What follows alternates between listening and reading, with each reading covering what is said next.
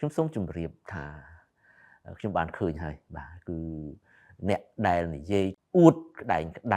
ថាខ្លួនឯងនឹងឯករាជ្យអូមានតែពួកគេទេឯករាជ្យដែលផ្ដល់ព័ត៌មានពិតដល់ប្រជាពលរដ្ឋខ្វះមិនបានទេអួតតាំងពីនៅមានលុយធ្វើសកម្មភាពរហូតដល់គេបិទស្ថាប័នទៅហើយនៅតែបន្តអួតខ្ញុំសូមបញ្ជាក់ជូនថារាជរដ្ឋាភិបាលគឺថាបើកទូលំទូលាយឲ្យមានសារព័ត៌មានច្រើននៅក្នុងប្រទេសយើងដោយសារអីដោយសារតែចង់ឲ្យមានប្រភពផ្ដល់ព័ត៌មានបែបវិជ្ជាជីវៈនឹងច្រើនទៅដល់ប្រជាពលរដ្ឋឲ្យលោកមានព័ត៌មានសម្បូរបែបក្នុងការទទួលហើយដើម្បីយកមកធ្វើជាមូលដ្ឋានក្នុងការពិចារណាប៉ុន្តែចង់បានសារព័ត៌មានបែបវិជ្ជាជីវៈទើបមានប្រយោជន៍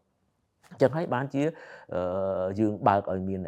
សារព័ត៌មានច្រើនណាស់នៅសប្តាហ៍ថ្ងៃមានជិត 2000 ស្ថាប័នចុះបញ្ជីនៅឯក្រសួងព័ត៌មានហើយរាជរដ្ឋាភិបាលស្វាគមន៍ណាស់នៅព័ត៌មានទាំងឡាយណាដែលឆ្លុះបញ្ចាំងការពិតនៅកម្ពុជា